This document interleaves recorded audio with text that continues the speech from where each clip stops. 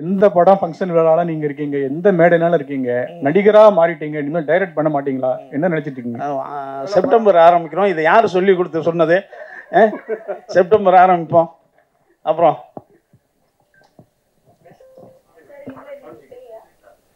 எதுமா? அதாம்மா, ஏற்கனவே அப்படித்தான் அலைஞ்சிக்கிட்டு இருக்கோம். பேயிங் கெஸ்டா இருக்காரு அருண் சார். இங்கே சார், படத்தில் சோனியா மேடம் என்ன கேரக்டர், இவங்க ஸ்மிருதி என்னவா வராங்க சார்? யார் பேய்? இல்லை பேயின்னு சார், ஒரு அப்பார்ட்மெண்ட்டில் நடக்கிற ஒரு ஹாரர் விஷயம். இப்போது சோனியா வந்து ஒரு சிங்கிள் மதராக வராங்க, அவங்களுக்கு ஒரு இஷ்யூ நடக்கும். இங்கே இதுலேயும் ஒரு இந்த ஹாரர்னால இதுலேயும் நம்ம ஒரு சோஷியல் மெசேஜ் ஒன்று பிளான் பண்ணியிருக்கோம் சார். ஒரு சின்ன விஷயத்தினால ஒருத்தருடைய ஒரு சொல்கிறோம் இல்லையா, நம்ம பண்ணாத தப்புனா ஒரு அஃபெக்ட் என்ன நடக்குதுன்னு சொல்லிட்டு அதை பேஸ் பண்ண ஸ்கிரிப்ட் தான் இது. அவங்க ஒரு அப்பார்ட்மெண்ட், இவங்க ஒரு அப்பார்ட்மெண்ட்டாக அது வராங்க. அது யார் இந்த 7G யாருக்கு அப்படின்ற மாதிரி ஒரு இஷ்யூ போயிட்டு இருக்கு சார். 7G ரெயின்போ காலனியில் வந்து சார் இங்கே சார் ஒரே நிமிஷம் சார் சொல்லிடுறேன்.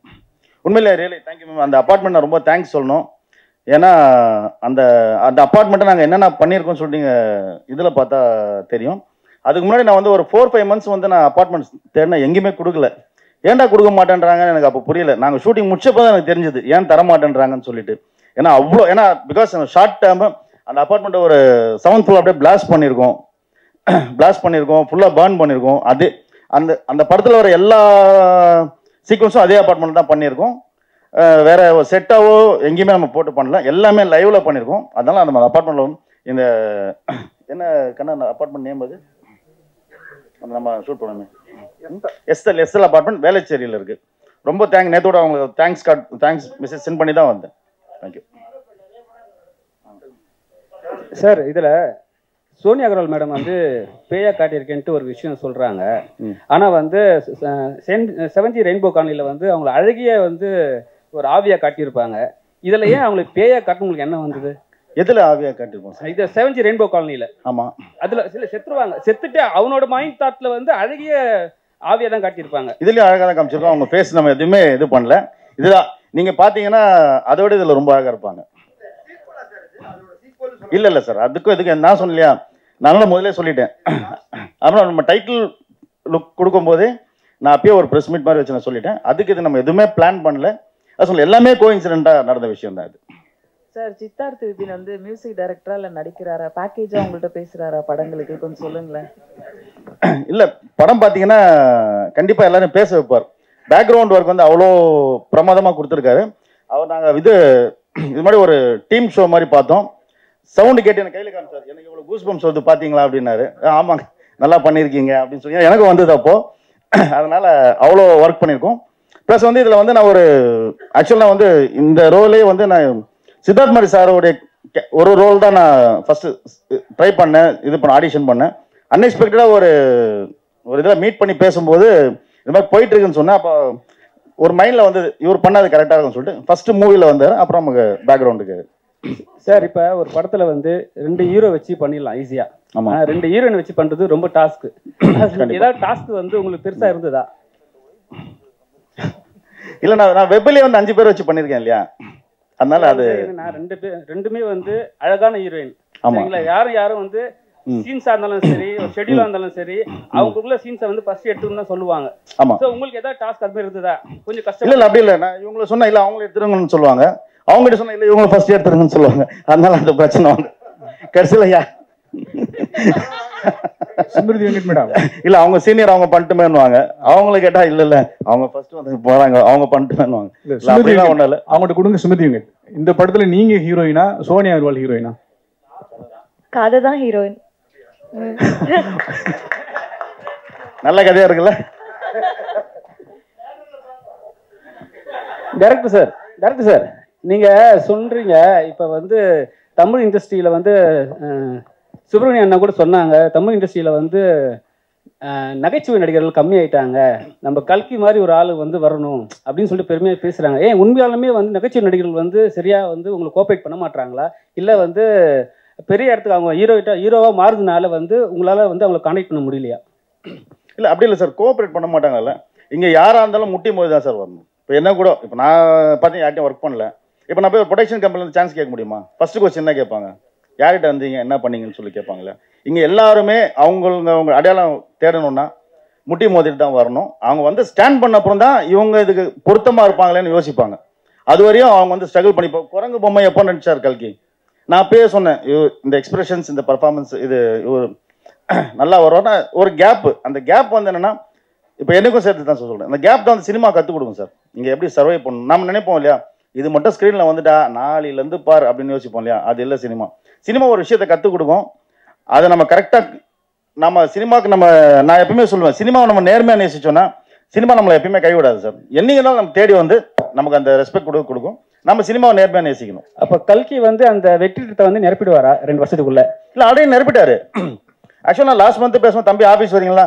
அண்ணா தலைவர் கூட வேட்டையனில் இருக்கேன். இருங்க தம்பி, நல்ல விஷயம் கரெக்ட் தானே? ஆமாம். அதனால் இப்போ நீங்கள் கல்கி அவரை பார்த்தீங்கன்னா அந்த எக்ஸ்பிரஷன்ஸு நிறைய எக்ஸ்பிரஷன்ஸ் வரும் அவர்கிட்ட.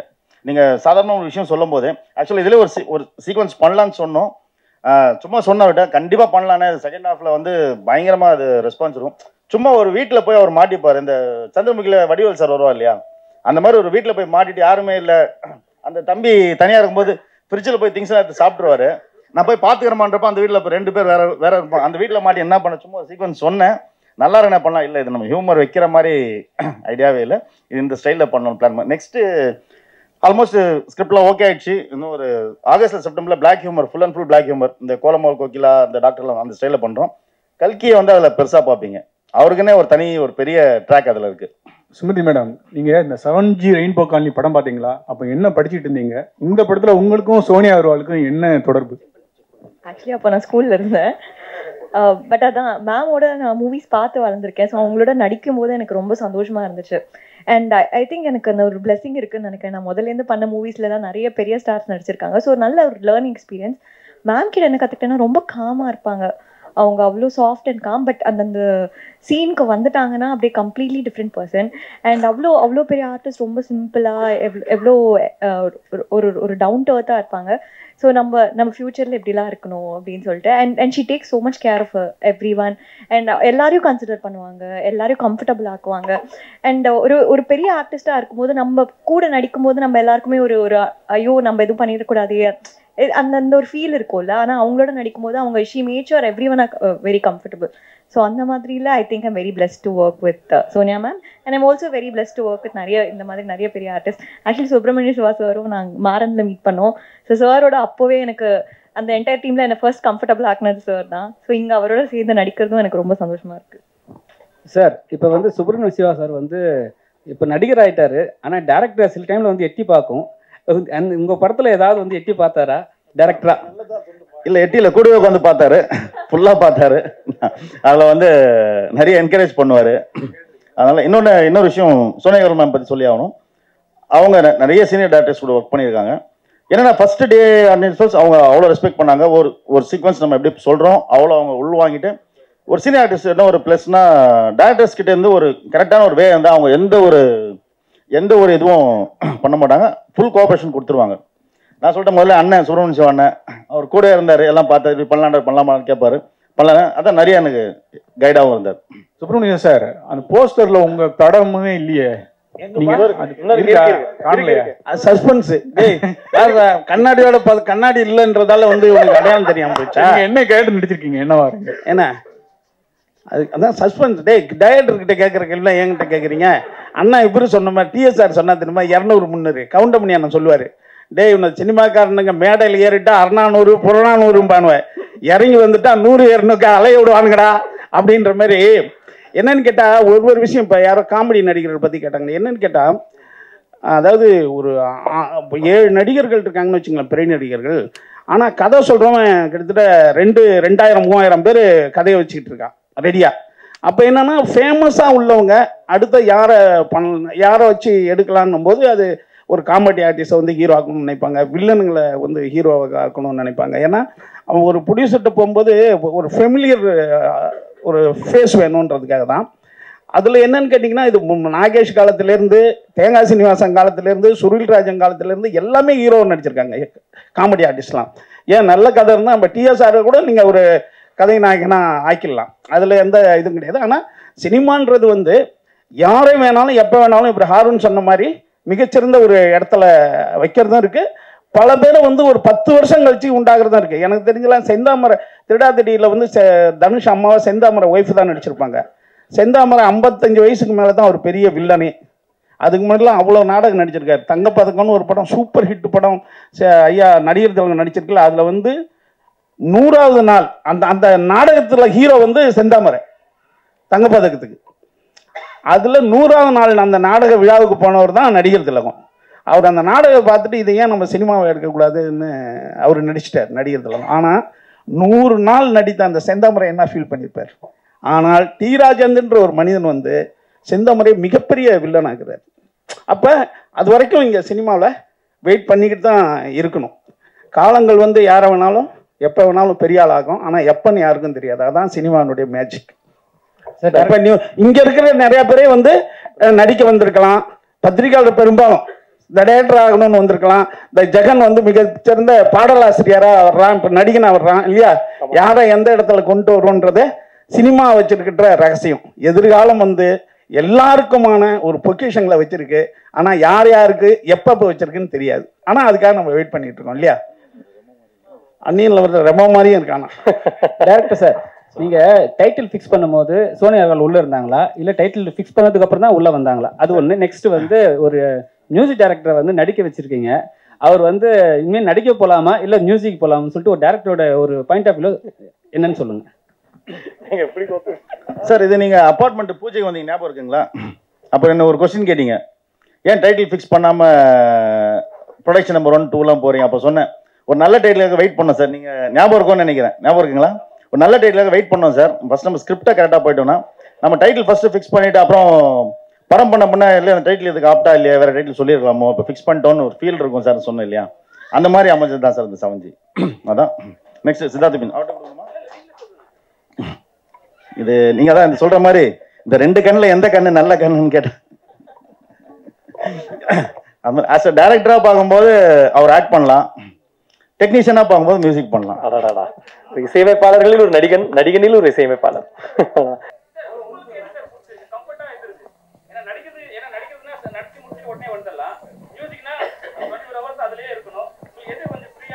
இல்லை, main passion and love music. Break டைம்ல ஆக்டிங் பண்ணி வந்துடலாம். ஆமாம் சார், தேங்க்யூ. இல்லை லன்ச் டைம்ல தான் கூப்பிடணுமா அப்போ உங்களை? தாயே தமிழை உனக்கு முதல் வணக்கம், தாய் பிள்ளை உறவம்மா உனக்கும் எனக்கும் என்று சொல்லி தமிழுக்கு முதல் வணக்கத்தை சொல்லி 7G படத்தின் பத்திரிகையாளர் சந்திப்பை இப்போது துவங்க இருக்கிறோம். எங்கள் அழைப்பை ஏற்று இங்கு வருகை தந்த பத்திரிகையாளர்கள், இணையதள ஊடக நண்பர்கள், உறவுகள் அனைவருக்கும் முதற்கண் வணக்கத்தை தெரிவித்துக் கொண்டு இப்போ நம்ம படத்துடைய குழு வந்து மேடை கலைச்சிடலாம். முதலாவதாக அற்புதமான ஒரு கலைஞர், இயக்குனர், தயாரிப்பாளர், இந்த படத்தின் தயாரிப்பாளர் இயக்குனர் ஹாரூன் சார் அவர்களை மேடை கலைக்கிறோம்.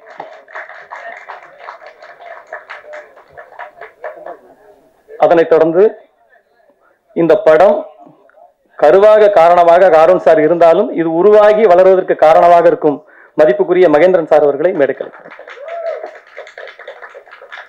அதனைத் தொடர்ந்து அந்தனன் சார் சைட்ல சொல்லணும்னா புத்தருக்கே அத்தர் தடவும் தத்துவ ஆளர் நமது அண்ணன் சுப்பிரமணிய சிவா அவர்களை மேடை கலைக்கிறோம்.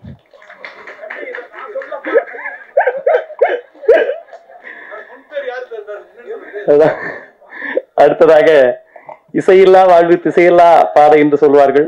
நல்ல இசையமைப்பாளர், கொஞ்சம் வெயிட்டான இசையமைப்பாளர், நண்பர், அன்பர் சித்தார்த் பீம் அவர்களை மேடை கலைக்கிறோம். அடுத்ததாக எத்தனை அழகான கவிதைகள் இருக்கிறதோ அத்தனை அழகான கவிதைகளுக்கும் சொந்தக்காரியான நடிகை ஸ்மிருதி வெங்கட் அவர்களை மேடை கலைக்கிறோம். மகாராஜாவின் நல்ல நடிப்பை வழங்கி எல்லோரும் மனதில் இடம்பெற்ற நண்பர், அன்பர் கல்கி அவர்களை மேடை கலைக்கிறோம். தனது தனித்துவமான நடிப்பால் அனைவரும் மனதிலும் இடம்பெற்றிருக்கும் TSR அவர்களை மேடை கலைக்கிறோம். ஷார்ப்பான எடிட்டிங் என எடிட்டர் என பெயர் பெற்ற டான் பாஸ்கோ அவர்களை மேடை கலைக்கிறோம்.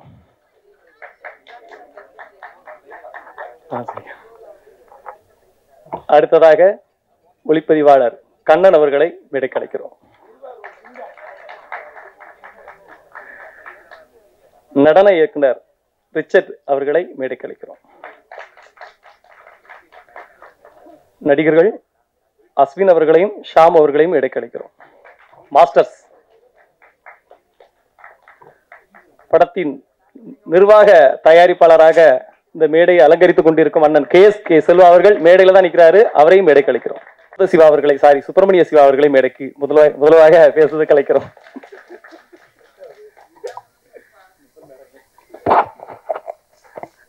அனைவருக்கும் வணக்கம்.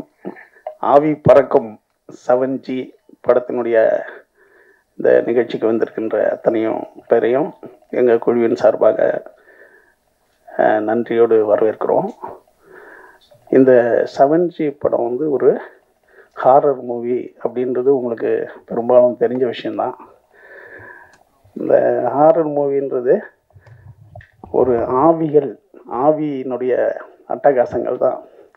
இந்த மாதிரி படம் எடுக்கிறவங்க அத்தனை பேரும் விட்லாச்சாரியாவினுடைய வாரிசுகள் தான். அவர் தான் ஜெகன் மோகினின்றதெல்லாம் உங்கள் எத்தனை பேருக்கு தெரியும்னு தெரியல. அதெல்லாம் வந்து பேய்கள்லாம் வந்து அடுப்பில் தலையை விட்டுக்கிட்டு கஞ்சி காய்ச்சும், காலை விட்டு ரசம் வைக்கும், அப்படிலாம் பயங்கரமான படங்களை விட்லாச்சாரியா எடுத்தார். அதுக்கு பிறகு பத்திரிகையாளர் உங்களுக்கு தெரியும், பேய் கதை மன்னன் P.T. சாமினே ஒருத்தர் இருந்தார். அவர் பேய் கதைகள் மட்டும்தான் எழுதுவார். அப்படியாக இப்படியெல்லாம் ஒரு பெரிய வரலாறு நமக்கு இருக்குது.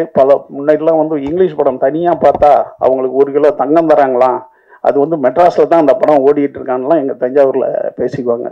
அப்படி சினிமாவுக்கும் எழுத்துக்கும் பேய்கள் வந்து மிகப்பெரிய அளவில் உதவி பண்ணியிருக்கு. அந்த பேய்களில் நல்ல பேய், பயங்கரமான பேயின்னு 2 இருக்கு.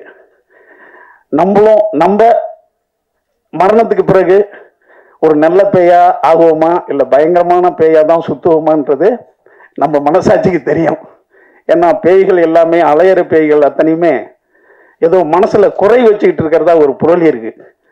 அந்த மனசுல தீராத ஆசைகளால் தான் அந்த பேய்கள்லாம் வந்து உலகத்துல சுத்திக்கிட்டு இருக்கு அப்படின்ற ஒரு பேச்சு இருக்கு. அப்படி ஒரு பேயை பற்றிய கதை தான் இந்த 7G. அதை வந்து அன்பு தம்பி ஹாரூன், அதாவது ஹாரூன் இயக்குனர் தயாரிப்பாளர் மட்டும் இல்லை, ஒவ்வொரு நொடியிலையும் ஒரு ஹியூமர் யாராவது சொல்லணும்னா அது வந்து ஹாரூனால முடியுது. நான் கவனிக்கிற வரைக்கும் அப்படி ஒரு அருமையான ஹியூமர் சென்ஸ் உள்ள தம்பி தான் ஹாரூன் இயக்குனர். ஆனால் அவர் வந்து இப்படி ஒரு பயங்கரமான பேய் படம் எடுக்கிறாருன்றது தான் எனக்கு ஆச்சரியமா இருந்தது உண்மையாலுமே. அப்புறம் இந்த அதுல வந்து ஹாரூனும் பையன் ஒருத்தன் இருக்கான், அவருடைய பையன், 2 பேரும் ஹியூமர் பண்ணிக்கிறத பார்த்தா பயங்கரமா இருக்கும். அப்படி ஒரு அழகான இது. அந்த பையன்கிட்ட கேட்டால் அவங்க அம்மாவும் அப்படிதான் ஹியூமர் பண்ணி பேசிக்குவாங்களாம். ரொம்ப நல்லா இருந்தது. அந்த மாதிரி ஒரு அழகான ஹியூமர் குடும்பத்திலேருந்து இப்படி ஒரு பயங்கரமான ஹாரர் படம் எடுக்கிறாங்கன்றது எனக்கு ரொம்ப ஆச்சரியமா இருந்தது. அடுத்து வந்து இந்த படத்தினுடைய மியூசிக் டைரக்டர் சித்தார்த், எங்களுக்கெல்லாம் ஒரு பிரம்மாண்டமான படம்னா பிரம்மாண்டமாக எங்களுக்கு தெரியுது சித்தார்த்து தான். நாங்கள் அண்ணாந்து தான் அவரை பார்ப்போம். இன்னைக்கு கூட ஆறுன்னு சொன்னான். அப்படி ஒரு சித்தார்த்து இந்த படத்துக்கு மிகச்சிறந்த ஒரு இசையும், அதாவது மிகச்சிறந்த முறையில் ஒரு கேரக்டரும் பண்ணி தந்திருக்காரு. நான் அவரை பார்த்து பிரமிக்கிறேன் இந்த படத்தில். அடுத்து இந்த படத்தினுடைய ஒளிப்பதிவாளர் கண்ணன், எங்கள் திருவாரூர் சிங்கம், அவனை வந்து இந்த படத்தில் மிகச்சிறந்த முறையில் ஒளிப்பதிவு பண்ணியிருக்கான். அவன் பொண்ணு பார்த்துக்கிட்டு இருக்கான். அதனால நீங்கள் அவசியம் நம்பி அந்த பையனுக்கு ஒரு பொண்ணை பார்த்து, டேய் தம்பி யாராடே ஏந்திராடே எங்களா இருக்கான், அவனுக்கு அவசியம் பொண்ணு ஏதாவது பாருங்க. ஏன்னா ரொம்ப நாளாக நானும் பல பேர்கிட்ட சொல்லி பார்க்குறேன்ப்பா. என்னன்னா நீங்களாம் ஒரு சமூகத்துக்கு ரொம்ப நன்மை பண்ணுற பத்திரிகையாளர்கள், இந்த வேலையும் நீங்கள் பண்ணி தந்தா, அது ஒரு நல்ல பையனுக்கு பண்ணி தந்தா அது நல்லா இருக்கும். ரொம்ப அருமையான பையன், நம்பி பொண்ணு கொடுக்கலாம். இந்த படமும் வெற்றி அடையணும், அவனுடைய வாழ்க்கையும் ஒரு நல்ல பொண்ணு கிடைச்சி வெற்றி அடையணுன்றது என்னுடைய வாழ்த்துக்கள். அடுத்தது இந்த பாப்பா, என்னடா அது காதலிப்பா. கேமராமெல்லாம் நல்லா யாராவது காதலிச்சிருவானுங்க ஹீரோயின்களை பார்த்து, அது அந்த வேலையாவது நீ பார்க்கலாம்பா. அதான் இல்லடா, இதெல்லாம் ஒரு சின்ன ஐடியா தானே. இப்போ அதான் ஒரு கதை இருக்கு. அது என்னன்னா, ஒருத்தவனுக்கு வந்து ஒரு ஆவி பேச ஆரம்பிச்சிடும். அவன் எதுக்கு போனாலும் ரோட்ல போனானா, டே போவாதரா, அங்க ஒரு கார் வந்து மோதிடும். அதே மாதிரி போக மாட்டான், கார் வந்து ஒருத்தனை மோதிடும்.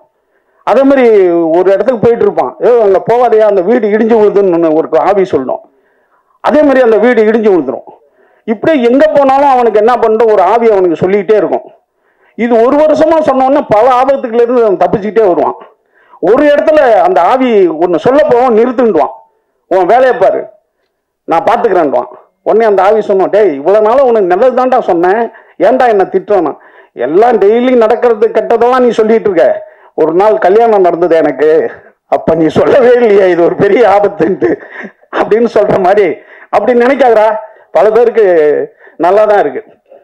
அடுத்தது இந்த படத்தினுடைய ஹீரோயின், அது இப்போ பாருங்க எங்கள் டீம்ல இது ஒரே ஒரு பொண்ணு தான், இதை வச்சு தான் நாங்கள் காலத்தை ஓட்ட வேண்டியிருக்கு. ஏன்னு கேள்ல, இந்த பொண்ணு இல்லைன்னா யாரும் ஸ்டில்லு பேப்பரில் போட மாட்டீங்க.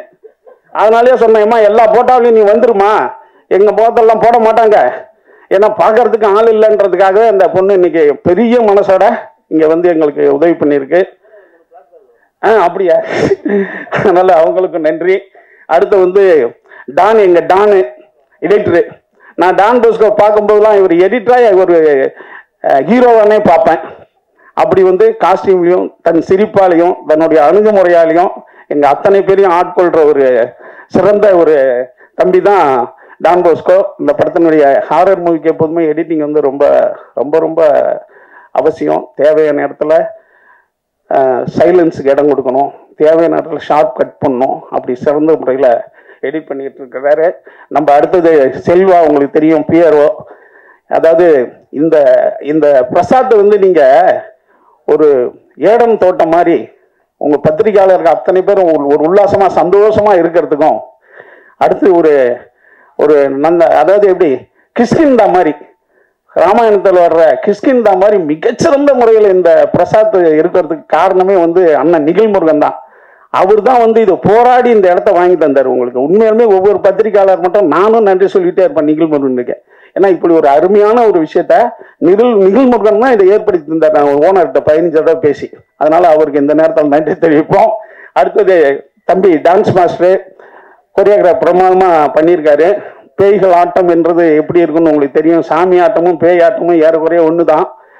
ஏன்னா வந்து சாமி கோயில் எல்லாமே கோயிலுக்குள்ளவும், பேய்களினுடைய கோயில்களாக இருக்கின்ற இடுகாடு வந்து ஊருக்கு வெளியிலையும் இருக்கும். ரெண்டுமே நம்ம பார்த்தது கிடையாது. பட் இருந்தாலும் படத்தில் அவங்க 2 பேருமே நமக்கு மிகச்சிறந்த விஷயத்த பண்ணிக்கிட்டு இருக்காங்க, பேய்களும் சாமிகளும்.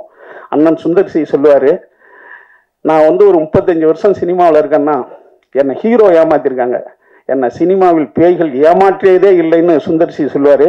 அதே போல் இந்த படமும் இந்த டீமுக்கும் அண்ணன் ப்ரொடியூசருக்கும் அண்ணா இது ஃபண்டு பண்ணிக்கிறாரு. அது அண்ணன் இவர் ஃபண்டு கொடுத்துருக்காரா நமக்கு, அவருக்கும் மிகப்பெரிய வாழ்த்துக்கள். இந்த பேய் படம் வந்து உங்கள் எல்லாத்தையும் மகிழ்ச்சிப்படுத்தி எங்களுக்கும் திருப்தியை கொடுக்கும், அதாவது பொருளாதார ரீதியாகவும் திருப்தி கொடுக்குன்ட்டு எங்களை நாங்களே வாழ்த்தி அதுக்கு நீங்கள் சப்போர்ட் பண்ணணும்னு சொல்லிட்டு உங்களையும் வாழ்த்தி நன்றி கூறி விடைபெறுகிறேன். நன்றி. அற்புத சிவாட்டு ஸ்பெல்லிங் மிஸ்டேக்கா சொல்லல, சுப்பிரமணிய சிவா தான் ரொம்ப அற்புதமான ஆள் அப்படிங்கறனால சொன்னேன். யூடியூபுக்கு கண்டென்ட் கொடுத்துட்டாரு, கேமராமேனுக்கு பெண் தேடிய நடிகர் அப்படின்ட்டு. நன்றி அண்ணா. அடுத்ததாக டான்ஸ் மாஸ்டர் ரிச்சர்ட் அவர்களை பேச அழைக்கிறோம். 7G போன வருஷம் நியூ இயர் அப்போ ஸ்டார்ட் பண்ணது. எனக்கு ஒரு பிள்ளையார் சொல்லி போட்டு விட்டாரு அருண்னா. அதுக்கப்புறம் கிட்டத்தட்ட ஒரு 60 சாங் பண்ணிட்டேன், வெளி படம், மியூசிக் வீடியோ, ஆடெல்லாம். இந்த படம் வாய்ப்பு கொடுத்ததுக்கு ரொம்ப ரொம்ப நன்றிண்ணா, ரொம்ப தேங்க்யூ. ஃபேமிலி மாதிரி அருண்னா. அப்புறம் இந்த டீம், கண்ணன், அப்புறம் எடிட்டர் சித்தார்த் விபின் சார், எல்லாருமே சூப்பர் ஜாப் பண்ணியிருக்காங்க இந்த படத்தில். இந்த படம் மாபெரும் வெற்றியுடைய வாழ்த்துக்கள். நன்றி, வணக்கம். நன்றி. அடுத்ததாக கேமராமேன் கண்ணன், அவருடைய ஒர்க்கை நான் நேரிலே பார்த்துருக்கேன் இன்னொரு படத்துல. ரொம்ப அற்புதமான ஒளிப்பதிவாளர், வருங்கால புதுமாப்பிள்ளை அவர்களை மேடைக்கு வருமாறு அன்போடு கேட்கிறேன்.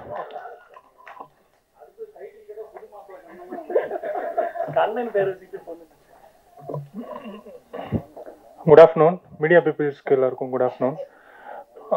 ஃபஸ்ட்டு ஒரு 5 மினிட்ஸ் தேங்க்ஸ் மட்டும் சொல்லிக்கிறேன். அப்பா அம்மாவுக்கு தேங்க்ஸ், இந்த படம் காரணமாக இருந்த ராஜேஷ்க்கு, என் ஃப்ரெண்டுக்கு ஒரு தேங்க்ஸ். என் ஃபஸ்ட்டு படத்துக்கு ஷோரீல் கூட கேட்காம என்னை கேமராமேனாக ஃபிக்ஸ் பண்ண டைரக்டருக்கு ரொம்ப தேங்க்ஸ். டே 1ல இருந்தே நான் என்ன கேட்குறேனோ அதை கொடுத்து சப்போர்ட் பண்ணார். எனக்கும் ஒரு சின்ன பயம் இருந்துச்சு, என்னடா ஃபர்ஸ்ட் படம் நம்ம கேட்கறது கிடைக்குமா, நம்ம குவாலிட்டி கொடுக்க முடியுமா அப்படின்னு. ஸோ நான் கேட்கறது எல்லாமே செகண்ட் ஆப்ஷனே எல்லாமே எடுத்துக்கோங்க பண்ணுங்கன்னு சொல்லி கொடுத்தாரு. பாருங்க பெஸ்ட்டாக பண்ணியிருக்கோம். சித்தார்த் அபின் சார் தேங்க்ஸ் சார், உங்கள் மியூசிக் நல்லா இருந்துச்சு. Richard bro thank you. Editor thank you. Mahendran sir thank you. அண்ணே சொல்லாமுக்கெல்லாம் பொண்ணு தேட்டி.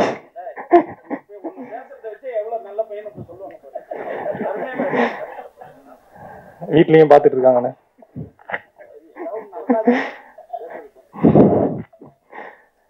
தேங்க்யூ. ஷூட்டிங் ஒரு மாதிரி டென்ஷனாகவே போகும், டைரக்டர் மட்டும் கூலாகவே இருப்பார். அடிக்கடி கேட்பேன், எப்படி சார் இவ்வளோ டென்ஷன்லையும் கூலாகவே இருக்கீங்க அப்படின்னு. கவுண்டர் மறந்துச்சு சார். ஹியூமர் இல்லைன்னா டியூமர் வந்து செத்துருவேன் அப்படிம்பாரு. இல்லை சீரியஸாகவே ஜோக்ஸ் அப்பார்ட் சீரியஸாகவே ரொம்ப கஷ்டம்.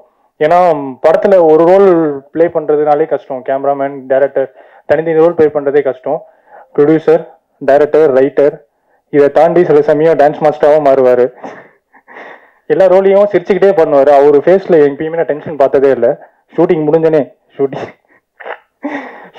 டென்ஷனாக இருப்பார். ஷூட்டிங் ஸ்பாட்டில் ஒருத்தர் கூட ஒரு சின்ன முகசலிப்பு கூட காட்டவே மாட்டார். தேங்க்ஸ் செல்வாண்ணே, ரொம்ப தேங்க்ஸ். மறந்துட்டேன் சாரிண்ணே. எல்லாருக்கும் தேங்க்ஸ் சார். சின்ன மாஸ்டர்ஸ் அந்த 2 பசங்க சூப்பராக பண்ணியிருக்காங்க. படம் பாருங்க உங்களுக்கு தெரியும். எல்லாரும் கவர் பண்ணிட்டேன்னு நினைக்கிறேன். ஸ்மிருதி தேங்க்ஸ் அண்ணே. அவர் பேர் தெரியல. இல்லை கல்கி என்ன தெரியும், அவர் பேர் தெரியல. கல்கி என்ன டிஎஸ்ஆர் 2 பேருக்கும் தேங்க்ஸ்ண்ணே. எல்லாரையும் கவர் பண்ணிட்டேன்னு நினைக்கிறேன். ஒரு 2 பேரை மட்டும் ஸ்டேஜ் கூப்பிட்டுக்கலாமா? வெங்கட் அண்ணன் அண்ட் விக்கி 2 பேரும் வாங்கலாம். அசிஸ்டன்ட் டைரக்டர்ஸ்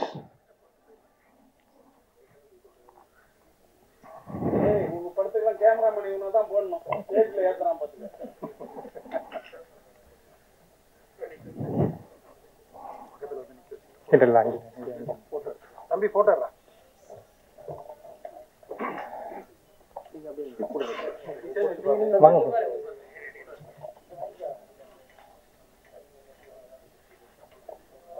இவர் இருங்க பேசுறதுதான் கூப்பிட்டோம், போகாதீங்க வாங்க. இவர் வெங்கட், இவர் இந்த படத்தோட கோ டைரக்டர். போன வாரம் வரைக்கும் இந்த படத்துல ஏகப்பட்ட பிரச்சனை இருந்துச்சு, எல்லாத்துக்கும் கூட இருந்து முடிச்சு கொடுத்துருக்காரு. நேத்து வரைக்கும் இந்த படத்துல கடைசி வரைக்கும் வேலை பார்த்தது இவர் தான். இவரால் தான் இந்த படம் கியூபுக்கு போயிருக்கு. அவ்வளவு சீக்கிரம் முடிச்சு கொடுத்துருக்காரு. ஸோ தேங்க்ஸ்ண்ணே. ஆர்டிஸ்ட் அவர் தான் கியூப்ல எடுத்து போய் கொடுத்தாரா. இவன் வந்து என்னோட அசிஸ்டன்ட் விக்கி, இவனும் கூட இருந்திருக்கான். நெக்ஸ்ட் இயர் இவன் படம் பண்ணிடுவான். இவன் படத்துக்கும் என்ன சப்போர்ட் பண்ண மாதிரி இவனுக்கு சப்போர்ட் பண்ணு. தேங்க்யூ. கண்ணனுக்கு நன்றி. அதாவது அசிஸ்டன்ட் டைரக்டர்ஸ் மேடை ஏற்றுறது வழக்கமா இருக்கிறதா, ஆனா அந்த தன்னுடைய கேமரா உதவியாளர் மேடை ஏற்றுனது ரொம்ப பெருமையான விஷயம், ரொம்ப சந்தோஷம். இயக்குனர் உங்களை பத்தி ஒரே ஒரு தகவல் சொன்னாரு, உங்க அனுமதியோட பகிர்ந்துக்கிறேன். 3 பாட்டு ரொம்ப பிரமாதமா எடுத்திருக்கிறாராம். அதுல ஒரு கிளாமர் பாட்டு ரொம்ப நல்லா எடுத்திருக்கிறான் அப்படிங்கிறத சொல்லிக்கொண்டு அடுத்ததாக ஷார்ப்பான எடிட்டர் என பெயர் பெற்ற எடிட்டர் டான் பாஸ்கோ அவர்களை அழைக்கிறோம்.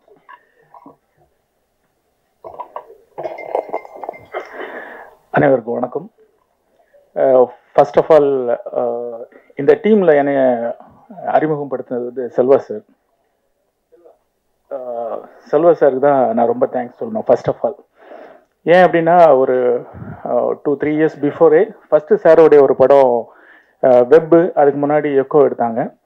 அதுலேருந்தே என்னை எடிட்டராக இதுக்கு இந்த டீம்கிட்ட ஜாயின் பண்ணோம் அப்படின்னு சொல்லிட்டு பல டைம் வந்து அந்த மீட்டிங் நடக்கும். பட் ஃபைனல் ஸ்டேஜில் அது பண்ண முடியாத ஒரு சூழ்நிலையாயிரும்.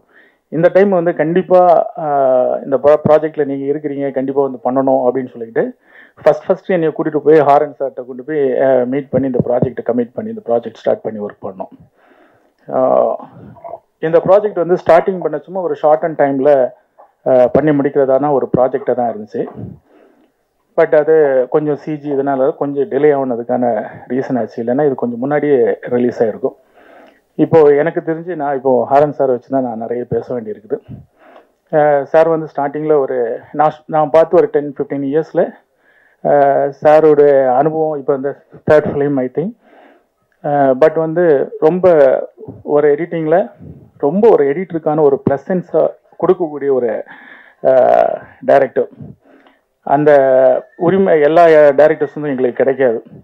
ஃபர்ஸ்ட் ஆஃப் ஆல் அந்த ஃப்ரீடத்தை வந்து முழுமையாக கொடுத்து நீங்கள் ஒரு வெர்ஷன் கட் பண்ணுங்கள், நான் வந்து பார்க்குறேன், பார்த்து முடிச்சுட்டு அந்த கரெக்ஷன்ஸை கூட ரொம்ப மைன்யூட்டாக அழகாக உட்காந்து ஒர்க் பண்ணி இந்த ப்ராஜெக்ட் வந்து ஒரு ஃபர்ஸ்ட் ஆஃப் வந்து எனக்கே வந்து இந்த ஸ்க்ரீன் பிளே எதை நோக்கி போயிட்டுருக்குது.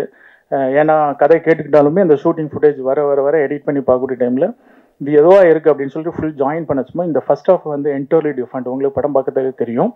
செகண்ட் ஆஃப் பார்த்தீங்கன்னா அதுக்கும் இதுக்கும் ரிலேட்டடாக வேற ஒரு சப்ஜெக்டாக இருக்கும். ரெண்டு படத்தையும் ஒரே படமாக கொண்டு வந்திருக்க மாதிரியான ஒரு ஸ்க்ரீன் பிளே. இதில் நடித்த எல்லாருமே வந்து ரொம்ப ப்ளசன்ஸாக ரொம்ப பியூட்டிஃபுல்லாக நடிச்சிருக்காங்க. ஃப்ரேம்ஸ் எல்லாமே ரொம்ப சூப்பராக இருக்குது. ரொம்ப ரசித்து ரொம்ப பொறுமையாக அழகாக ரீரெக்கார்டிங்லாம் பக்காவாக பண்ணி இந்த ப்ராஜெக்ட் ஃபினிஷ் பண்ணியிருக்கிறோம். ரியலி வந்து நான் வந்து இதுவரையும் ஹாரர் ஃபிலிம் இதுதான் ஃபர்ஸ்ட் டைம் பண்ணுறேன். ஒரு இமேஜினேஷனோடு ஒரு ப்ராஜெக்ட் பண்ணுறதுங்கிறது இது வந்து ரொம்ப சூப்பராக இருந்துச்சு.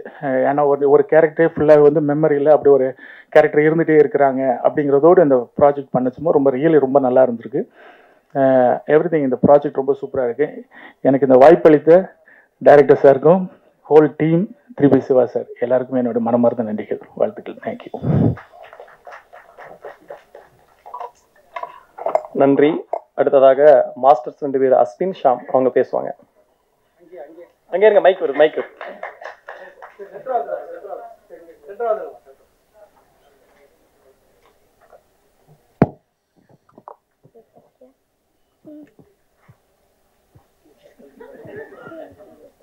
எல்லாருக்கும் வணக்கம்.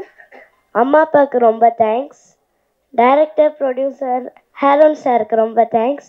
அண்ட் அசோசியேட் அசிஸ்டன்ட் டைரக்டருக்கு ரொம்ப தேங்க்ஸ். அண்ட் எல்லா ஆக்ட்ரஸ்க்கு எல்லாருக்குமே ரொம்ப தேங்க்ஸ். ஜூலை 5 இந்த படம் ரிலீஸ் ஆக போகுது. எல்லாரும் என்ஜாய் பண்ணி சப்போர்ட் பண்ணுங்கள். Thank you. Have a nice day. ரொம்ப நல்லா இருந்தது. சோனியா அகர்வால் மேம் கூட பண்ண எக்ஸ்பீரியன்ஸ் ரொம்ப நல்லா இருந்தது. என்ஜாய் பண்ணேன், ஜாலியாக இருந்தது ஷூட்டிங். அண்ட் இப்போ அதே தான் எனக்கும் பேசணும். ரொம்ப ரொம்ப தேங்க்ஸ்.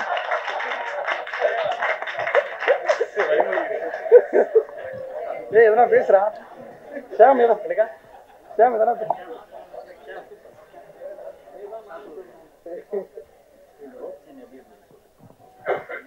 ரோப்ல ஹேங் பண்ணி பண்ணீங்கல்ல அந்த சீன் அது வந்து ரொம்ப ரொம்ப காமெடியா இருந்தது.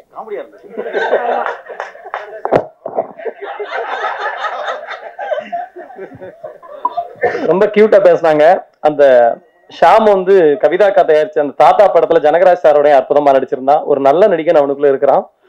அவனை ஒரு கைத்தட்டி கொஞ்சம் வாழ்த்துவோம் ரெண்டு பேருக்குமே.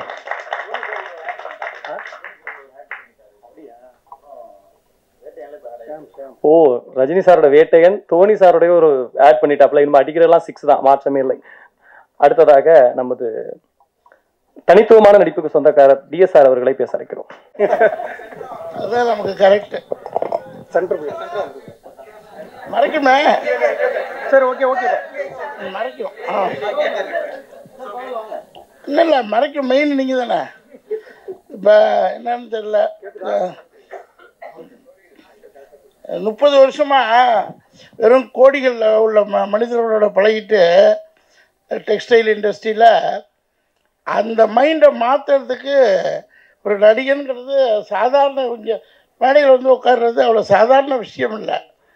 ஒரு 10 ஆண்டு காலமாக திடீர்னு ஏறினா ஃப்ளைட்டு, இறங்கினா காரு, 2 வீலரு வாழ்க்கையில் ஓட்டியிருக்கேன். எப்போ ஒவ்வொரு காலத்தில் டிவிஎஸ் 50 அந்த மாதிரி ஒரு லைஃப் ஸ்டைலில் இருந்துட்டு ஒரு 200 ரூபாய்க்காக போய் நம்ம நடிக்க போகிறோமே அப்படின்னு செல்ஃப் மனசு வந்து கேட்காது சார். 200 50,000 செலவு பண்ணிக்கிட்டு கார் எடுத்துக்கிட்டு போய் அரண்மனை 1 ஆக்சுவலி இதயம் படத்தில் க்ரௌட் ஆர்டிஸ்டாக வந்தேன் 90ஸ்ல. அப்போ வந்துட்டு ஃபேமிலி சுச்சுவேஷன், சினிமாவுக்கு போகக்கூடாதுன்னு அடியெல்லாம் வாங்கியிருக்கேன். எங்கள் மாமாலாம் கட்டி வச்சு அடிப்பாங்க. சினிமாவுக்கு போயிட்டான், ஓடிவிட்டான் பாரு அப்படிம்பாங்க. சினிமாவுக்கு போகிறதுக்கு ஓடி விட்டான் பாரு. அப்படி ஏன்னா நான் ஃபேமிலி ஏர்னிங் மெம்பரு. கதிர் சார் படத்தில் இதயத்தில் ஒரு சின்ன சீனில் வந்திருக்கேன். அந்த சவுத் இந்தியன் திரைப்பட சங்கத்தில் நடிக்கும்போது அதான் என்னுடைய ஃபஸ்ட்டு அந்த ஒரு தாக்கம். அதுக்கப்புறம் நான் போய் வியாபாரம் பண்ணும்போது ஒரு 30-40 படங்களில் போய் பொள்ளாச்சியில் ஷூட்டிங் ஸ்பாட்டில் போய் கெஞ்சுவேன், ஏதோ ஒரு வாய்ப்பு கொடுங்க அப்படின்னு. போய் யாரும் இப்போ அவ்வளோதான் கிடைக்கல. ஒரு தெய்வ வாக்கு, சின்ன பசங்க நாங்கள், இந்த மாதிரி நிறைய படங்கள் சொல்லிக்கிட்டே போகலாம். அது எல்லா படங்களையும் போய் பார்ப்பேன், அப்படி கேட்பேன். எங்கேயும் வாய்ப்பு கிடைக்காது. ஏன்னா எல்லாம் ப்ரீ பிளான்டாக வந்துடுவாங்க ஆர்டிஸ்ட்டு. இங்கேருந்து பொள்ளாச்சி வரணும்னா வெல் எஸ்டாப்ளிஷ்ட் ஆர்டிஸ்டோட பேக்கப்போடு அங்கே வந்துடுவாங்க. அப்படி வரும்போது நம்மளை எப்படி கண்டுக்குவாங்க. அப்புறம் தான் அதுக்கப்புறம் ஐயோ இது ரொம்ப கஷ்டமான அப்படின்னு போயிட்டு ஒரு மாபெரும் துறை, சாம்ராஜ்யத்துறை டெக்ஸ்டைல்ஸு. நீ தமிழ்நாட்டோட பாதி வருமானமே டெக்ஸ்டைலில் தான் வருது. அவங்க துறையை விட்டுட்டு அடுத்து நம்ம போய் சினிமாவில் குரோர்ஸ் அண்ட் குரோர்ஸ் சம்பாதிக்கணுங்கிற மாபெரும் எண்ணத்தோட, அதாவது 200 வாங்கும்போதே நினைப்பேன் இன்றைக்கி நம்ம 10 கோடி 20 கோடி வாங்குவோம். எப்போன்னு தோ லண்டன் இருக்குன்னு கிட்டத்தட்ட 70-80 படங்கள் ரிலீஸ் ஆகிடுச்சு. 30-40 படங்கள் ரிலீஸ் ஆகாமல் ப்ராசஸில் இருக்குது. ஒரு நாள் அப்போல்லாம் எனக்கு ரொம்ப கடுப்பு. இந்த 100 கோடி 200 கோடி ஆடெல்லாம் திட்ட ஆரம்பிச்சிட்டேன். போய் ஏன்டா நீ 100 கோடி வச்சுருக்க, 200 கோடி, ஒரு 2 கோடி 5 கோடிக்கு படம் பண்ணுங்கடா அப்படின்னு போய் திட்ட ஆரம்பிச்சிட்டேன். காரணம் என்னென்னா இங்கே உள்ள அசிஸ்டன்ட் டைரக்டர்ஸ், மேனேஜர்ஸ் என்னடா அவர் சொல்கிறாரு பொய்யோ டுபாக்குரோ எல்லோரும் திருப்பூர் போகலான்னு வந்து பார்த்தா எல்லோரும் பிரமிச்சிட்டாங்க. போராடி ஒரு 50 கம்பெனிகளில் top 10 company, Ramraj, Viking, Chennai Silks, Pothys, இந்த மாதிரி கம்பெனிஸு கெஞ்சி கூத்தாடி பார்த்துட்டு ஐயோ படமே எடுக்க முடியாது போல இருக்கு, தெரியாதமா வந்துட்டோம். 200 ரூபா ஒரு வாய்ப்பு கொடுத்தாங்களே, அதை மறுபடியும் நடிக்க போனா என்ன அப்படின்னு நடிக்க வந்தது தான் அது வந்து சேதுபதியில் ட்ரெயினிங் ஆகி அயலியில் பெரிய ஆளாகி இப்போ மறுவடிவம் கொடுத்துக்கிட்டு இருக்கு. திடீர்னு 1 நாள் 2 நாள் படங்கள் என்னால் போக முடியல. Health challenges, travels, cinema company bus ticket, நான் ஏசி பஸ் கொடுக்கும், இல்லாட்டி ட்ரெயின் டிக்கெட் கொடுக்கும், அவ்வளோதான். அப்புறம் ஃப்ளைட்லையே சொந்த காசு போட்டு எல்லா ஊருக்கும் ஃப்ளைட்டில் போய் காசு இருந்துச்சு அப்போ, இப்போ தான் காசு இல்லை. ஸோ நடித்து அப்போ ஆரன் சார் வந்து ஒரு நல்ல, அவரை நான் போய் ஆஃபீஸில் போய் பார்ப்பேன். கிட்டத்தட்ட ஒரு 10,000 போட்டோக்கள் கொடுத்துருப்பேன். இந்த முட்டு தேயிற வரையும் நடந்திருப்பேன், படி ஏறியிருப்பேன். ஏற்கனவே என் உடம்பு பாடி, இதில் வேறு முட்டு தேய ஏறணுமா அப்படின்னு ஏறி ஃபோட்டோ கொடுக்கும்போது ஆரன் சார்ட்ட போய் அப்பா என்னை பார்த்தாலே கேட்பாங்க, ப்ரொடியூசர் போல இருக்குது, ப்ரொடியூசர். எனக்கா மனசுக்குள்ளே இருக்கும், இத்தனை கோடிகளை பார்த்துட்டு ஒரு பொட்டா எடுக்க முடியலையேன்னு விருத்தம் இருக்கும். இருந்தாலும் நடிப்புன்னு ஓடினதுனால சார் வந்து 1 நாள் கொடுத்தாங்க. திடீர்னு சார் மறுபடியும் செகண்ட் ரவுண்டா 100 படம் 1 நாள். இல்லை உங்களை பாருங்கள், ஒரு டிஃப்ரெண்ட்டாக நித்யானந்தா ஸ்டைலில் ஒரே நாள் அந்த கேமரா இருக்கட்டும், அந்த ஒரு செம்ம கேமராமேன் அவர்கிட்ட ஒர்க் பண்ணியிருக்கேன்னு நினைக்கிறேன். உங்கள்கிட்ட ஒர்க் பண்ணியிருக்கேன்னா இந்த படத்தில், இன்னொரு படத்தில் ஒர்க் பண்ணி, எதில் ஏதோ ஒரு படத்தில் ஒர்க் பண்ணியிருக்கேன். அதாவது அசிஸ்டண்டாக இருந்தீங்க நீங்கள், பெரிய அவ்வளோ லைட்டிங், அவ்வளோ கேமரா, டைம் இல்லை, அன்றைக்கி டேட் இல்லை. ஒரு நாளைக்கு 4 படம் சூழ்நிலை ஆகி போகுது. இப்போ காலையில் போய் இன்றைக்கி 2 ஆடியோ லான்ச்சு. நேற்று நைட்டு ஷூட்டிங், திருவேண்டத்துலேருந்து இங்கே வர்றேன், நைட்டு 2 மணிக்கு தூங்குறேன், 7 மணிக்கு first audio launch, second audio launch. அந்த மாதிரி சினிமா காலகட்டங்களும் அந்த நேரம் வரும்போது டேக் ஆஃப் பண்ணிக்கிட்டே போகும்போது அந்த படத்தில் அந்த சீன் எடுத்தார் பாருங்க டைரக்டரு, அவ்வளோ பிரமாதம் sir. Media sir already trailer cut வந்து மக்கள்கிட்ட ஏகப்பட்ட பாராட்டு கொண்டு சேர்த்துட்டீங்க. நீங்கள் எங்கே பார்த்தாலும் 7G டெய்லர் கட்டு தான், டெய்லர் கட்டுன்னு தானே சொல்லுவோம். Trailer very successful. நானும் எங்கள் போராட்டத்துலலாம் கேட்குறது, ஸ்டேட்டஸில் வைக்கிறது, டெய்லர் நல்லபடியாக சூப்பராக கொண்டு போய் சேர்த்துட்டீங்க. 7G ரெயின்போ காலனி மாதிரி இந்த படத்தையும் எல்லாருமே பார்ட் 2 கேட்க ஆரம்பிச்சிட்டாங்க. இப்போ என் ஃப்ரெண்ட்ஸ் எல்லாம் வந்தாங்க, ஸோ 7G இப்போ ரெயின்போ 2 அப்படின்னாங்க. அது மாதிரி இந்த 7Gங்கிற சென்டிமெண்ட்டு அவ்வளோ அருமையான சென்டிமெண்ட்டு. அதை மறுபடியும் நீங்கள் எழுதி சின்ன படங்கள் இன்னும் கொஞ்ச நாள் தான். இப்போ காலையில் வந்து ஒரு பில்டர் 10 கோடி 15 கோடி போட்டு எடுக்கிறாரு. ஒரிஜினல் சினிமா பிஸ்னஸ்மேனுக்கு தெரிய ஆரம்பிச்சிச்சு. இந்த இண்டஸ்ட்ரி 10 துறையில் இங்கே ஓடிடி வந்தாச்சு, சேனல் வந்தாச்சு, தேட்டரிக்கல் வந்தாச்சு. எந்த பக்கம் திரும்பினாலும் மக்களுக்கு சினிமாங்கிறது ரத்தத்தில் கலந்துருச்சு. அதனால இந்த துறை மேலும் மேலும் வளரணும். சார் அடுத்தடுத்த படங்களில் எனக்கு கொஞ்சம் நல்லா 2 நாள் 3 நாள் கேரக்டர் கொடுக்கணும். அதே மாதிரி லெஜண்ட் நம்ம சுப்பிரமணிய சார் அவர் திருடா திருடி படம் பார்த்தேன். அதுக்கப்புறம் அவரோட நடித்த பெருமை. அது மாதிரி ஒரு எத்திக்ஸ் 2-3 படத்தில் ஒர்க் பண்ணிட்டோம். அது மாதிரி எல்லாருமே நிறைய பேர் புதுமுகங்கள். அவர் நம்ம மியூசிக் டைரக்டர் அவர், நான், இன்னொரு வித்யா மேம், அருண் சார், நல்ல ஒரு டீமு ஃப்ரெண்ட்ஷிப்பாக. தண்ணி வேணுமே கொஞ்சம் இருக்கா? அது பேசும்போது தண்ணி கம்பல்சரி வேணும். போதும், நிறைய பேசியாச்சு. நீங்கள் எழுதணும், சின்ன சின்ன படங்களை எழுதணும். அதுக்காக தான் இவ்வளோ தூரம் பேசுகிறேன். 7Gயை எப்படி ட்ரெய்லர் கட்டில் நல்லபடியாக கொண்டு போய் சேர்த்திங்களோ அதே மாதிரி எழுத ஆரம்பிச்சுங்க. RRP என்னமோ நீங்கள் எழுதுறது தான் சட்டம், அதை மக்கள் பார்க்க ஆரம்பிச்சிடுவாங்க. சின்ன சின்ன ப்ரொடியூசர்ஸு வளரணும் தான் எங்களை மாதிரி ஆர்டிஸ்ட்டுக்கு நிறைய வேலை கிடைக்கும். Okay, thank you.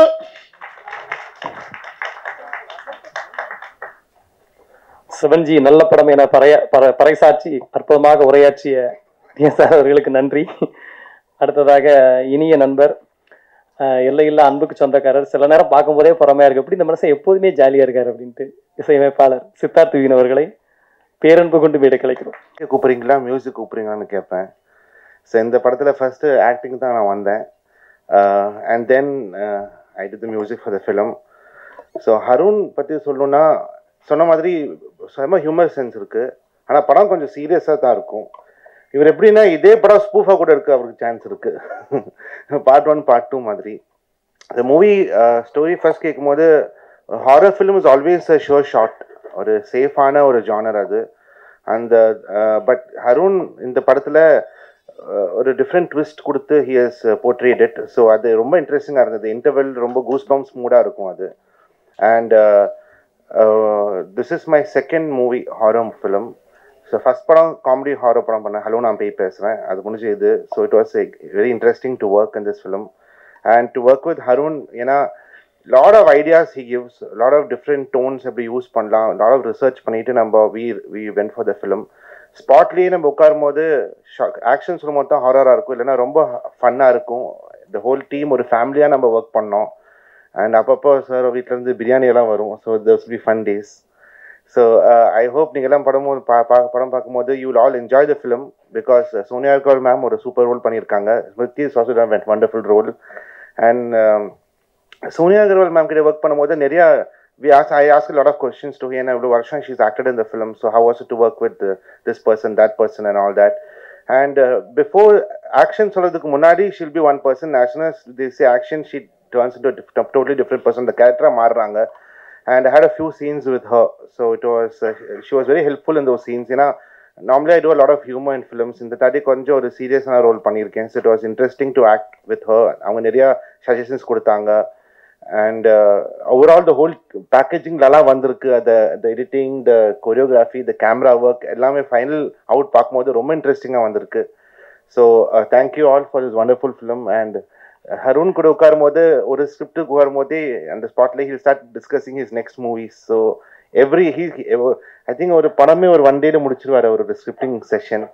So already I think 3-4 scripts is lined up for him. So all the best to the team. And நீங்களாம் படம் பாருங்க. I hope you all get scared as much as we did. Thank you very much. நன்றி இசையமைப்பாளர் அவர்களே. அடுத்ததாக நல்ல நடிகன் என்ற பெயர் பெற்று இன்னும் ஓரிரு ஆண்டுகளில் பெரிய குணச்சித்திர கேரக்டரா காமெடியா இவரை தான் கூப்பிடணும் அப்படிங்கிற அளவுக்கு வளரக்கூடிய எல்லா தகுதியும் உள்ள கல்கி அவர்களையும் இடைக்கலைக்கிறோம்.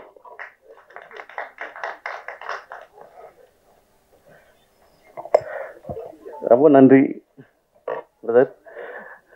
பிரசன்ட் மீடியா எல்லாருக்கும் வணக்கம். டிஎஸ்ஆர் அண்ணன் நான் பேசினதெல்லாம் அவரே பேசிட்டு போயிட்டாரு ரொம்ப நேரமா. ஆனால் இப்போதான் கேட்டேன் அவர்கிட்ட, என்னண்ணே சினிமாவுக்கு வந்தது உங்களை அடித்தாங்களா? ஆமாப்பா, சின்ன வயசில் நான் ரொம்ப சுமார்ட்டாக இருப்பேன்.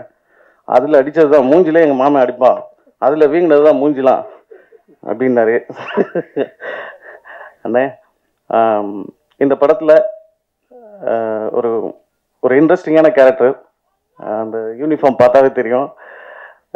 அருண் சார் ஒரு தடவை கால் பண்ணி கல்கி இந்த படத்தில் நடிக்கணும் அப்படின்னு கேட்டிருந்தாங்க. சார் படம் பேர் என்ன சார்? செவன்ஜி. செவன்ஜி சூப்பர் சார், நமக்கு ரொம்ப பிடிச்ச படம் செவன்ஜி ரெயின்போ காலனி. சார் யார் சார் லீடாக பண்ணுறாங்க? சோனியா அகர்வால் மேடம். சார் என்ன சார் சொல்கிறீங்க, சூப்பர் சார் அப்படின்னு சொல்லிட்டு அப்படியே கிளம்பி அந்த பாட்டை போட்டு நினைத்து பார்த்தாயின்னு போயிட்டு இருந்தேன். அங்கே வாட்ச்மேன் ட்ரெஸ் கொடுத்தாங்க. ஒரு இன்ட்ரெஸ்டிங்கான கேரக்டர். நான் நினச்சேன் வந்து எடுத்த அப்பார்ட்மெண்ட்டில் இருப்போம் போல் இருக்கு நம்ம அப்படின்னு நினச்சேன். ஒரு இன்ட்ரெஸ்டிங்கான கேரக்டர். அருண் சாரை பற்றி சொல்லணும்னா ரொம்ப பயங்கரமான ஹியூமர் சென்ஸான கேரக்டர். நாங்கள் விழுந்து சிரிச்சுட்டு சீரியஸாக படம் பண்ணிகிட்டு இருப்பார். ஆனால் எல்லாரையும் ஒரு வைபாக டீமை எல்லாம் சிரிச்சுக்கிட்டே ஜாலியாக இருக்கும். இன்னொரு தடவை ஷூட்டிங் போனால் கூட அவ்வளோ ஜாலியாக இருக்கும். நான் கேட்டேன், சார் என்ன சார் இப்படி ஒரு படம் பண்ணுறீங்க, நீங்கள் ஒரு காமெடி படம் பண்ணலாமா சார் அப்படின்னு. அன்றைக்கி தான் சொல்ல ஆரம்பித்தார் ஒரு கதைலாம். பயங்கர இன்ட்ரெஸ்டிங்காக இருக்கும். ஸோ தேங்க்யூ சார் இந்த படத்தில் என்னை நடிக்க வச்சதுக்கு. அப்புறம் எக்ஸிக்யூட்டிவ் ப்ரொடியூசர் செல்வா சார் எப்போதுமே என் மேலே ஒரு அன்பாகவும், தம்பி இதை பண்ணணும் இது பண்ணக்கூடாது அப்படின்னு என் மேலே ஒரு அக்கறை செலுத்திட்டே இருப்பாங்க. தேங்க்யூ செல்வாண்ணே. அப்புறம் சுப்பிரமணியா சிவாஜாண்ணா. முதல்ல நான் வாய்ப்பு கேட்ட டைரக்டர் சுப்பிரமணிய சிவா சார். யோகி படத்தில் அண்ணன்ட்ட பேசினோம்னா ஒரு உலக சினிமாலேருந்து உள்ளூர் சினிமா வரைக்கும் எல்லாமே பேசுவாங்க. அவ்வளோ விஷயங்கள் கற்றுக்கலாம். ஒரு யூனிவர்சல் மாதிரி. அப்படி அண்ணன் அவங்களும் வந்து இந்த படத்தில் காம்பினேஷன் கிடையாது. இந்த படத்தில் வந்து டப்பிங்கில் பார்த்து தம்பி நடிச்சிருக்கானா நல்லா பண்ணுவாயா அப்படின்னு சொல்லிட்டு அன்பாக சொல்லியிருக்காங்க. தேங்க்யூண்ணா. எல்லாருக்குமே இங்கே வருகிறது இந்த எல்லாருக்குமே நன்றி. தேங்க்யூ.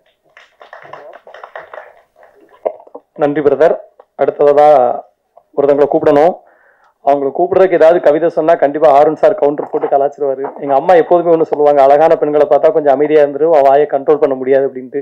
இருந்தாலும் என்னால் கண்ட்ரோல் பண்ண முடியல. தபுசங்கர் எழுதின ஒரே ஒரு கவிதையை மட்டும் சொல்லிட்டு அவங்களை கூப்பிடுறேன். அழகான பெண்கள் எல்லாம் எந்த பொருளை பார்த்தாலும் அழகா இருக்கு. ஆனால் அழகான பொருட்கள் எல்லாம் உன்னை நினைவுபடுத்துகின்ற எல்லாமே அழகாய்த்தான் இருக்கின்றன சொல்லி இந்த படத்தின் கதாநாயகி சுமதி வெங்கட் அவர்களை மேடை கழிக்கிறோம்.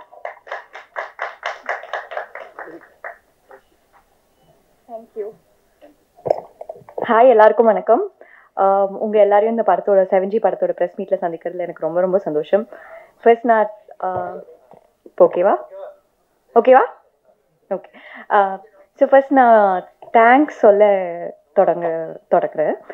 ஃபஸ்ட்டு ப்ரெஸ் பீப்புள் உங்கள் எல்லாருக்குமே ரொம்ப தேங்க்ஸ். உங்களோட டைம் ஸ்பெண்ட் பண்ணி எங்களோட மூவியை ப்ரமோட் பண்ண வந்ததுக்கு. அண்ட் என்னோட டைரக்டர் சார் அருண் இந்த ஆப்பர்ச்சுனிட்டி கொடுத்ததுக்கு I am very very happy and grateful. And my entire team பார்த்தீங்கன்னா ஃபுல்லாக ரொம்ப ஃபன் ஃபில்டாக ஜாலியாக போச்சு. ஒரு ஹாரர் மூவினா எவ்வளோ சீரியஸாக இருக்கும், எல்லா சுச்சுவேஷனும் சீரியஸாக இருக்கும். ஆனால் இங்கே ஆஃப் கேமரா வந்தீங்கன்னா அப்படியே எல்லாமே கம்ப்ளீட்டாக டிஃப்ரெண்ட்டாக இருக்கும். ஃபுல் மூவியுமே செம்ம லாஃப்டர் ஆகிட்டா. அண்ட் டோட்டல் டீம், என்னோட சினிமாட்டோகிராஃபர் கண்ணனாக இருக்கட்டும், சித்தார்த் விப்பனாக இருக்கட்டும், அவரோட எனக்கு கொஞ்சம் காம்பினேஷன் இருந்துச்சு. சோனியா மேம், சுப்பிரமணிய சிவா சார், அவரை ஆல்ரெடி நான் சந்திச்சிருக்கேன். அண்ட் இந்த படத்தில் அவரோட சேர்ந்து நடிக்கிறதுல எனக்கு ஒரு ஆப்பர்ச்சுனிட்டி கிடச்சிருக்கு. ஸோ ஓவராலாக எனக்கு இது ரொம்ப ஸ்பெஷல். ஏன்னா நான் பண்ண ஃபர்ஸ்ட் ஹாரர் ஃபிலிம். அண்ட் இந்த எக்ஸ்பீரியன்ஸே எனக்கு ரொம்ப ஹாப்பியாக, ரொம்ப ஒரு நல்ல ஃபன் வைபாக இருந்துச்சு. அண்ட் டெஃபினட்டாக நல்லா வந்திருக்கு. ஸோ நீங்கள் எல்லாரும் தியேட்டரில் போய் பார்த்து எங்களை சப்போர்ட் பண்ணணும். நன்றி. மிக்க நன்றி. நபிகள் நாயகம் சொல்ற ஒரு வார்த்தை ஒன்று உண்டு, எனக்கு ரொம்ப பிடிச்ச வார்த்தை. உன்னால் எதை செய்ய முடியாது என்று மற்றவர்கள் சொல்கிறார்களோ அதை செய்து காட்டுவதுதான் மிகப்பெரிய இன்பம் அப்படி சொல்லுவாரு. அந்த வார்த்தைக்கு ரொம்ப பொருத்தமான ஆள் வந்து அருண் சார். அவருக்கு எவ்வளவு ப்ரெஷர், எவ்வளவு பிரச்சனைகள் என்னெல்லாம் வருது அப்படிங்கிறது எங்க எல்லாத்துக்கும் தெரியும். ஆனா அவருடைய அகத்திலும் முகத்திலும் அது தெரியவே தெரியாது. என்ன சொன்னாலும் ஒரு கவுண்டர் அடிப்பாரு. 5 நிமிடம் நீங்க தனிப்பட்ட முறையில் அவர்கிட்ட பேசுனீங்கன்னா 4 நிமிஷம் சிரிச்சுக்கிட்டே இருக்கலாம். அதுக்கு பின்னாடி எவ்வளவு வலி இருந்தாலும் அதை காட்டவே மாட்டாரு. நல்ல ரைட்டர், நல்ல இயக்குனர், நன்றி மறவாத நல்ல நண்பர். ஏன்னா மேடைக்கு வர்றதுக்கு முன்னாடி கூப்பிட்டு சொல்லிட்டாரு, இந்த படத்துக்கு மகேந்திரன் சார் எவ்வளவு உறுதுணையா இருந்தாரு அப்படிங்கிறத ரொம்ப அற்புதமா சொன்னார். அது ரொம்ப சந்தோஷமா இருந்துச்சு. அன்னார் அவர்களை அன்போடு மேடைக்கு அழைத்து பேச வைக்கிறோம். பத்திரிகைத்துறை நண்பர்கள் அனைவருக்கும் வணக்கம். எதுலேருந்து ஸ்டார்ட் பண்ணுறது தெரில, ஏன்னா நிறைய பேசிட்டாங்க. இந்த டீம் வந்து எனக்கு வந்து அவ்வளோ சப்போர்ட் பண்ணாங்க. மெயினாக வந்து நம்ம எங்கள் எல்லாருக்கும் சீனியர், ஆனால் அவர் தான் எப்பயுமே செட்லேயே ரொம்ப யூத்தாக யங்காக அந்த அவர் தலைமுடியை போலவே மனசும் அவருக்கு வெள்ளை மனசு. எங்கள் அண்ணன் கூட என்ன வாடா போடா டே தம்பின்னு அவ்வளோ உரிமையாக கூப்பிட்டதில்லை. எப்போ பார்த்தாலும் சொல்டா தம்பி எங்கே இருக்க அப்படின்ற மாதிரி அவராக ஃபோன் பண்ணி பேசுவார். ஒரு 4 வருஷம் இருக்குமாண்ணே, 4 வருஷம் முன்னாடி ஒரு ஸ்கிரிப்ட் சொல்லணும்னு அண்ணன் கூப்பிட்டுருந்தேன். அப்போ வந்து ஒரு நிறைய அண்ணன் வந்து யாரையுமே வந்து டிஸ்கரேஜ் பண்ண மாட்டாங்க. யார் ஸ்கிரிப்ட் சொல்லணும் யாராக இருந்தாலும் அவங்க டைம் ஸ்பெண்ட் பண்ணி எந்த பிஸி ஷெட்யூலில் இருந்தாலும் அந்த ஒரு டைம் கொடுப்பாங்க. அப்போ அண்ணா அன்னைக்கு 2-3 ஷெட்யூல் சொன்னாங்க. அப்புறம் 8 o'clock மேலே வட்டுமாடா தம்பின்னு கேட்டார். சரி வாங்கண்ணேன்னு சொன்னேன். வந்துட்டு நைட்டு ஸ்கிரிப்ட் சொன்னார். அண்ணா இன்னைக்கு நைட் கூடவே ஸ்டே பண்ணிட்டாரு. அதான் சொன்ன விதம், ஸ்கிரிப்ட் சொன்ன விதத்தில் நான் ஆக்சுவலாக அந்த ஸ்கிரிப்ட் பண்ண முடியாமல் போச்சு. இந்த லாக்டவுன் அந்த இஷ்யூஸ் இல்லாமல் பட்ஜெட் இஷ்யூஸ்னால அது பண்ண முடியாமல் போச்சு. ஃபியூச்சரில் அது பிளான் இருக்குது. பேசும்போது மொபைலே பார்த்துட்டு இருக்கேன்னு தவறாக நினைக்க வேணாம். ஈவினிங் 4 o'clock வந்து ஃபஸ்ட்டு வீடியோ சாங் ரிலீஸ் ஆகுது. அதுக்குண்டான ஒர்க்கும் கொஞ்சம் போயிட்டு இருக்கு. அதனால் ஃபஸ்ட்டு ஸ்டார்ட்னா இது வந்து 7G அப்படின்றப்போ எல்லாருக்கும் அந்த வர அந்த ரெயின்போ காலனி வரது வந்து அது எல்லாருக்கும் யூஸ்வலான விஷயம். அந்த 7G ரெயின்போ காலனிக்கும் இதுவும் எந்த ஒரு இதுவும் இல்லை. இது எல்லாமே வந்து நீங்கள் நான் சொன்னாலும் நம்ப மாட்டீங்க, கோஇன்சிடென்ஸாக எல்லாமே நடந்தது. ஆக்சுவலாக நான் அப்பார்ட்மெண்ட்டே பார்த்தீங்கன்னா ஒரு 13th floor தான் ஃபஸ்ட்டு செலக்ட் பண்ணோம். அது ஒரு வேற ஒரு டிவி சேனல் வந்து அவங்க 3-4 இயர்ஸ்க்கு அப்படியே வேணும்னு சொல்லி புக் பண்ணதுனால ஒரு ஷூட்டுக்கு ஒரு 3 days முன்னாடி வந்து அது அவைலபிள் இல்லை, நீங்கள் 7th floor பார்த்துங்க அப்படின்னாங்க. சரி, அப்புறமா வந்து நான் 7th floor செக் பண்ணும்போது 7H நல்லா இருந்தது. சரி, என் பேரும் சொன்னால் சென்டிமெண்ட்டாக ஹெச்சில் ஸ்டார்ட் ஆகுது, இது நல்லா இருக்கு அப்படின்னு சொல்லி சொன்னாங்க. அதுவும் ஒரு 1 day நான் சொன்னேன் சம்திங் எலக்ட்ரிக்கலோ சம்திங் பிளம்பிங் இஷ்யூன்னு சொல்லிட்டு நீங்கள் 7G எடுத்துங்க அப்படின்னாங்க. இதுக்கு முன்னாடி நான் ஒரு 2-3 பேர்ட்ட ஸ்கிரிப்ட் சொன்னேன். லாஸ்ட்டாக அந்த டேட் இஷ்யூ அந்த கொஞ்சம் அந்த டைம் அந்த பேமெண்ட் இஷ்யூ லாஸ்ட்டாக எனக்கு உள்ள கமிட் ஆனவங்க வந்து சோனியா அகர்வால் மேம். அந்த மாதிரி இது எல்லாமே வந்து இந்த டைட்டில் பிளான் பண்ணியோ நான் முதல்ல சொல்லிடுறேன். அப்படியே ப்ரெஸ்ல கொஸ்டின் கேட்பீங்க, நான் முதல்ல ஆன்சர் பண்ணிடுறேன். டைட்டிலுக்கோ இது எதுவுமே நம்ம பிளான் பண்ணி பண்ணல. எல்லாமே நான் ஒரு 3-4 டைட்டில் கில்லில் கொடுத்தேன். அவைலபிள் இல்லை அவைலபிள், ஏன்னா பிளாக்கோ இல்லை டார்க் மாதிரி ஒரு டைட்டில், ஒரு டார்க் ஸ்டோரி அப்படின்ற மாதிரி டைட்டில் எனக்கு கனெக்டாக இருக்கும்னு நினைச்சேன். எனக்கு அந்த டைட்டிலும் எதுவுமே கேட்கும்போது அவைலபிளாங்க. நான் ஜஸ்ட் லைக் தட்டா 7Gன்னு கொடுத்துட்டு வந்தேன். நாங்கள் செக் பண்ணி சொல்கிறோன்னு சொன்னாங்க. செக் பண்ணிவிட்டு அவங்களே கால் பண்ணாங்க, அவைலபிள் இருக்குது, நீங்கள் டைட்டில் எடுத்துக்கலாம் அப்படின்னு சொன்னாங்க. அப்படி தான் டைட்டில் வந்தது. ஃபர்ஸ்ட் நான் நம்ம டிஓபிலேருந்து ஸ்டார்ட் பண்ணுறேன். கண்ணன். அது முன்னாடி ஒரு 4-5 months ஒரு கேமராமேன் கூட நான் ஒர்க் ட்ராவல் அந்த ஸ்கிரிப்டில் ஷூட்டுக்கு ஒரு 3 days முன்னாடி அவர் கொஞ்சம் தவிர்க்க முடியாத விஷயத்தினால அவர் பர்சனல் இஷ்யூஸ்னால அவர் பண்ண முடியல சார்னாங்க.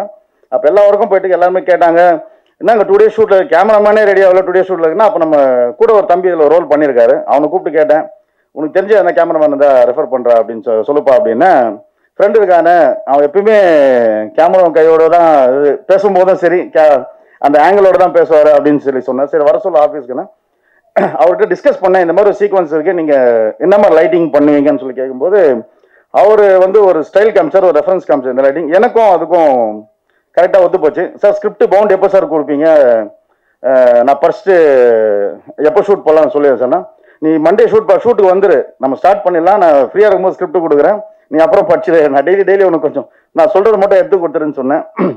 எனக்கு ஆக்சுவலாக என்னென்னா இந்த மாதிரி ஒரு டீம் கூட ஒர்க் பண்ண என்ன பிடிக்கும்னா, சீனியர் கேமராமேன்ஸ் கிட்ட வந்து நாம ஒரு நியூ கேமரா போகும்போது அவங்கள ஒரு விஷயம் இருக்கும். நம்ம இப்போ என் பாயிண்ட் ஆஃப் வியூனா நம்ம ஒரு பாக்யராஜ் சார் மணிவண்ணன் சார்லாம் பார்த்த மாதிரி ஸ்பாட்டுக்கு போய் கொஞ்சம் நிறைய விஷயங்கள் பண்ணுவோம் இல்லையா, அந்த ஸ்டைல் தான் நம்மளோட சைடு. நம்ம ரொம்ப ப்ரிப்பேர்டாக பண்ணுவோம். அங்கே ஒரு விஷயம் தோணும், ஒரு சீனியர் நம்மளோட டெக்னீஷியன்ஸ் இருக்கும்போது நம்ம போய் அவங்க சொல்ல முடியாது, இங்கே சொல்ல முடியுமா நமக்கு ஒரு தயக்கம் இருக்கும் இங்கே பண்ண. ஏன்னா இதில் ஒரு இன்னைக்கு ஈவினிங் ஒரு சாங் இருக்குது, அதில் ஒரு பால்குள்ளே ஒரு ஷாட் வச்சுருப்போம். அது வேற ஒரு டிஓபி இருந்தால் பண்ணியிருப்பாங்களா தெரியாது. நான் இது மாதிரி சொல்லுவேன் சார், அப்பப்போ சொல்லுவார், சார் நீங்கள் சொல்ல சேகர் செத்துவான் அப்படின்னாரு, நான் விட்டுற மாட்டேன், படம் முடியல விட மாட்டேன், நான் சொல்கிற இடத்துல வச்சு பாருன்னா அப்போ அவர் ஒரு ஐடியா கொடுப்பாரு, இப்படி வச்சா கரெக்டாக பாருங்க சார் சொல்லிட்டு. இந்த மாதிரி அந்த டீம் வந்து உள்ளே வரும்போது ஒர்க்காகவும் எனக்கு ரொம்ப ஈஸியாக இருந்தது. நெக்ஸ்ட் வந்து எடிட்டர் சார் அவர் சொன்ன சுப்ரமணியன் சார் அண்ணா சொன்ன மாதிரி அவர் எடிட்டர் மாதிரி தெரிய மாட்டார், வரதே ஸ்டைலாக இன்னும் நம்ம ஆடிஷன்லாம் முடிச்சிட்டோமே அப்புறம் வந்து அப்படின்னு கேட்டேன். இல்லை இந்த மாதிரி செல்வா சார் சொன்னார், இது மாதிரி எடிட்டிங்காக சொன்னேன். சரி வாங்க சார்னு சொல்லிட்டு அவர் ஹாரர் ஃபர்ஸ்ட் சார் பண்ணார். எப்பயுமே வந்து என்கிட்ட ஒர்க் பண்ணுறது வந்து நிறைய ஈஸின்னு சொல்லுவாங்க. ஏன்னா நான் ஒரு இது எத்தனை வருஷம் எடிட் பண்ணியிருப்பீங்க இந்த படத்தை? சென்சார் போகிற வரையும் கூட எடிட் பண்ணிகிட்டே இருப்போம். ஆனால் அவரும் இப்போ எனக்கு சித்தார்த் பிரின்ஸ் பிரதர் ஆகட்டும் யாரும் இருந்தாலும் இம்ப்ரோவைஸ் பண்ணிகிட்டே இருப்போம். அது அவங்களுக்கும் பிடிக்கும். ஏன்னா நம்ம விஷயம் தெரியாமல் போய் தொந்தரவு பண்ணணும்னு வைங்களேன், இவன் நாடாக ஒன்றும் தெரியாமல் வந்து நம்ம உயிரை வாங்குறானோ அது எல்லாருமே ப்ளஸ்ஸாக இருக்கும். அதனால் எடிட்டர் சாரோடைய ஒர்க்கை வந்து இந்த நெக்ஸ்ட் ட்ராவலில் நிறைய பிளான் பண்ணிகிட்டு இருக்கோம் அப்டேட்ஸில். நெக்ஸ்ட் வந்து சித்தார்த் பிபின் ப்ரோ, இதில் வந்து வேற ஒரு சித்தார்த்தை நீங்கள் பார்ப்பீங்கன்னு நினைக்கிறேன். இதே மாதிரி தான் ஃபர்ஸ்ட் ஹாஃப்லலாம் வந்து அந்த இதற்கான ஆசைப்பட்டாயில் வந்து அதே மாதிரி இருப்பார், பாய் அப்படி தான் இருப்பார். அதுக்கப்புறம் கொஞ்சம் சில ஃபன்னியான மூமெண்ட்ஸ் எல்லாம் பண்ணுவார். அடுத்த ஒரு 2-3 இயர்ஸில் வந்து ஒரு கார்பரேட்டு, ஏன்னா கார்பரேட் வில்லனுக்கு இப்போ இப்போதைக்கு ரொம்ப ஸ்பேஸ் கம்மியாக இருக்குது, நிறைய பேர் போயிட்டாங்க. அந்த கார்பரேட் வில்லனுக்கான ஒரு இதில் வந்து சித்தார்த் சார் இருப்பார். நெக்ஸ்ட் ரிச்சி, நான் வந்து ஒரு லாஸ்ட் மூவியில் மீட் பண்ணுவேன், அண்ணா நெக்ஸ்ட் எனக்கு என்ன ப்ராஜெக்ட் ஃபுல்லாக கொடுங்க என்னன்னாப்புல. தம்பி நான் பண்ணா நெக்ஸ்ட் கண்டிப்பாக சொல்கிறேன்ப்பா அண்ணன் சொன்ன மாதிரி. இந்த படத்தில் எல்லா சாங்கும் ரிச்சி தான் பண்ணியிருக்காப்புல. ரிச்சி பண்ணாலும் அவருக்கு வந்து சாண்டி மாஸ்டர் ரொம்ப சப்போர்ட்டாக இருந்தாலே அவங்க சாண்டி மாஸ்டர் வந்து நம்ம ரொம்ப சப்போர்ட்டாக தம்பி நல்லா வரணும்னு சொல்லிட்டு அவருக்கு இருக்க எல்லா டீமும், ஏன்னா இது அவ்வளோ பெரிய பட்ஜெட் இல்லை, இந்த பட்ஜெட்டுக்கு தம்பி நல்லா வரட்டும் கேட்டாப்பா, தம்பி நல்லா வரட்டும்னு சொல்லிட்டு அவர் வந்து அவங்க டீம் அவங்க அசிஸ்டன்ஸ் யாராக இருக்காங்களோ எல்லாமே சப்போர்ட் பண்ணார். மெயினாக நான் வந்து ஆக்சுவலி சோனியா அகர்வால் அவங்கள மேடமெல்லாம் வர முடியல, அவங்க பிரதருக்கு வந்து சண்டிகரில் மேரேஜ் வச்சுருக்காங்க. லாஸ்ட் மந்த் நம்ம பிளான் பண்ண ஆடியோ லான்ஸ்க்கு இது நிறைய கொஞ்சம் இஷ்யூஸ்லாம் இருந்தாலும் நம்ம லாஸ்ட் மந்த் பண்ண முடியல. அவங்க ரொம்ப ஃபீல் பண்ணாங்கன்னா பிகாஸ் அவங்க படம் பார்த்துட்டாங்க, படம் பார்த்துட்டு சொன்னாங்க ஐ எம் வெரி சாரி, நான் லாஸ்ட் மந்த் நம்ம லாஸ்ட் வீக் கூட ட்ரை பண்ணோம் ஆடியோ லான்ஸ்க்கு, பாசிபிள் இல்லாமல் இருந்தது. சரின்னு சொல்லிட்டு அதனால தான் அவங்க வர முடியல. நெக்ஸ்ட் ஆசிடி ஸ்மிருதி வெங்கட் இங்கே அமைதியாக இருக்க மாதிரிலாம் செட்டில் அமைதியாக இருக்க மாட்டாங்க. இந்த என்ன சொல்கிறது பயப்படுற சீன்லையும் சிரிச்சிட்டே பயப்படுவாங்க ஃபர்ஸ்ட்டு, அப்புறம் கட்டுன்னு சொன்னால் மறுபடியும் அது ஸ்டார்ட் பண்ணிடுவாங்க. ப்ளஸ் அந்த 2 கிட்ஸு 2 பேருமே அவங்களுடைய இப்போ ஜாலியாக இருந்ததுன்னு சொன்னார் இல்லையா, அன்றைக்கி வந்து லாஸ்ட் ஷாட் எடுக்கவே விடல, அவ்வளோ அடம் பிடிச்சி அழுதாரு. ஆனால் அவ்வளோ சப்போர்ட் ஒரு மாடியில் ஒரு ஹேங்கிங் சீன் மாதிரி வரும். ஆமாம், அந்த ஷாம் எங்களெல்லாம் பயன்படுத்திட்டாரு கொஞ்ச நேரத்தில், இன்னைக்கு ஜாலியாக இருக்குன்னு சொல்லிட்டாரு. அடுத்து என் டீம், டைரக்ஷன் டீம், ஏன்னா ஒரு பெரிய ப்ராஜெக்ட்னா பெரிய அசிஸ்டன்ஸ் நிறைய பேரை வைக்கலாம், அந்த ஒரு எக்ஸ்பென்ஸாவோ இது பண்ணுறதுக்கு பண்ணலாம். இதில் வந்து எனக்கு இருந்த டீம் வந்து எனக்கு அவ்வளோ சப்போர்ட் இருந்தாங்க. ப்ளஸ் நம்ம கோஆர்டினேட் பண்ண ஹாரிஸ் அவரால் வர முடியல, அவரும் கொஞ்சம் ஹாஸ்பிட்டாலிட்டி இருக்காரு. தேஜா வந்திருக்காரு.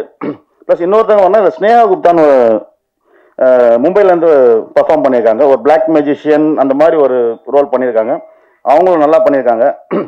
டிஎஸ்ஆர் அண்ணா ரொம்ப தன்மையாக சொன்னார், ஹாரூன் சார் ஒரே நாள் தான் கொடுத்தாருன்னு சொல்லிட்டு. அந்த ஒரு நாளைக்கு 2 மணி நேரம் தான் வந்தார். அன்றைக்கி அவ்வளோ பிஸி. கேட்டால் சங்கர் சார் ஷூட்டில் இருக்கிறேன் தம்பி இந்த வந்தார் இங்கே வந்து ரொம்ப தன்மையாக சொன்னார். இந்த மாதிரி அண்ணன் மாடி ஏறி முட்டியெல்லாம் வச்சதுக்காக அண்ணனுக்காகவே நான் கிரவுண்ட் ஃப்ளோர் மாற்றிட்டேன் ஆஃபீஸு அண்ணா, அதனால் அண்ணன் இன்னைக்கு கஷ்டப்படக்கூடாதுன்னு சொல்லிட்டு. அது மாதிரி நம்ம அடுத்த தமிழ் திரையுலகத்தில் தவிர்க்க முடியாத இப்போ இதில் இருப்பாருன்னா நம்ம கல்கி வந்து நீங்கள் இந்த ஸ்டாண்டோட மகாராஜாவில் ஒரு ஸ்டாண்ட் நின்னீங்க பார்த்தீங்களா, அங்கே நின்னது நீங்கள் எங்கே போகிறீங்க. ஏன்னா நம்ம ஷூட் நடக்கும்போது சைமல்டேனியஸாக மகாராஜாவும் போயிட்டு இருந்தது. அங்கே ஃபுல்லாக நைட் இருப்பார் அந்த டீமில். மார்னிங் வந்து ஒரு கண்ணெல்லாம் சிவந்துருக்கும், என்ன தம்பி நைட்டு என்ன இல்லைண்ணா ஷூட்டில் இருந்தேன் அதான் நானும் கேட்டேன் அப்படின்னு. அங்கே ஏன்னா எனக்கு பேசிக்காக குரங்கு பொம்பை வந்து எனக்கு இன்னும் ரொம்ப ஃபேவரேட்டு. என்னடா அதுக்கப்புறம் படம் பண்ணல நான் நிறைய கேட்பேன் எங்கே அவர் அந்த நிதில் சார் காணணும். அப்போ தான் ஸ்டார்ட் பண்ணிட்டார். ஏன்னா எனக்கும் நட்டி சார் வந்து ரொம்ப க்ளோஸு. அதில் நட்டி சார் பண்ணுறாரு, விஜய் சார் என்ன பண்ணுறான்னு சொல்லிட்டு டெய்லி இங்கே சொல்லுவார், ரொம்ப நல்லா வந்துட்டு இருக்கேன்னு. சரி சந்தோஷம், நம்ம சைடில் இருக்க ஒருத்தங்க இந்த வராங்கன்றப்போ நம்ம எல்லாருக்கும் சந்தோஷம். கல்கி கிட்ட நீங்கள் என்னன்னு பார்த்தீங்கன்னா எப்பயுமே யாருமே ஒருத்தர் வந்து காப்பி பண்ணாங்க ரொம்ப நாள் ஸ்டாண்ட் பண்ண முடியாது. அந்த முகத்திலே 300 நம்பியார் காட்டுவாங்க சொல்லுவாங்க இல்லையா, அந்த மாதிரி ஒரு எக்ஸ்பிரஷன் நீங்கள் ஒரு ஹியூமராக கொடுத்துட்டீங்கன்னா எவ்வளோ எக்ஸ்பிரஷன் இதில் காட்ட முடியல. சில சீக்வன்ஸ்லாம் சும்மா ஒரு ஐடியாவாக சொன்னேன், சார் இது பண்ணலாம் சார் ரொம்ப அழகாக ஒர்க் அவுட் ஆகும்னா. எனக்கு என்னன்னா இந்த மூவி வந்து கொஞ்சம் அந்த காமெடின்ற இந்த விஷயமே இல்லாமல் ஒரு டீசென்ட் ஒரு ஹாரராக ஒரு ஃபீல் குட் ஹாரராக பண்ணணும்னு தான் பிளான் பண்ணேன்.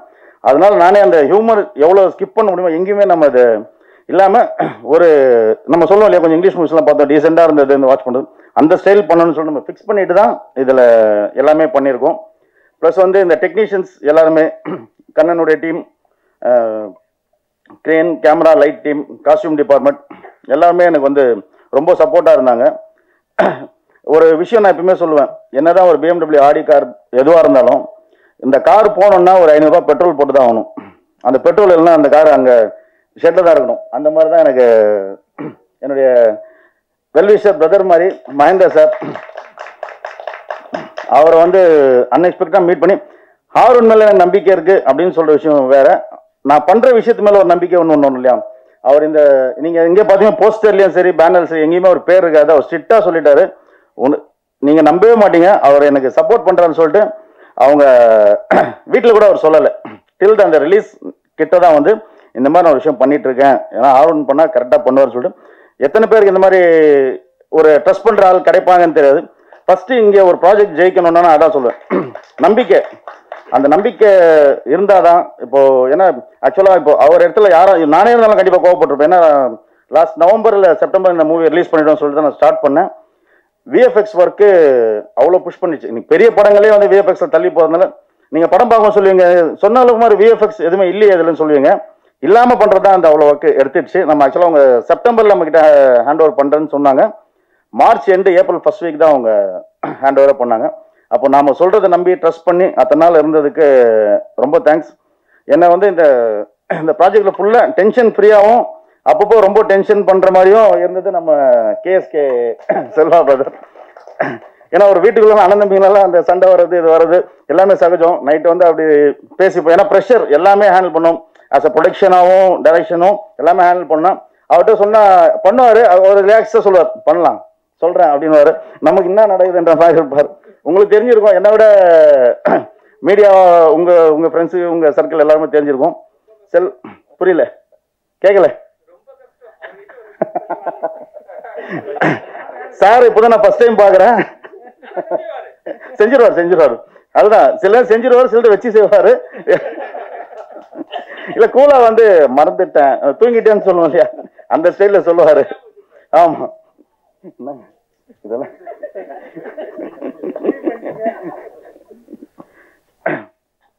வேற நம்ம எல்லாரையும் சொல்லிட்டேன்னு நினைக்கிறேன். நம்ம ஜெகத் எனக்கு போன மூவியில் ஒரு இது பண்ணாரு.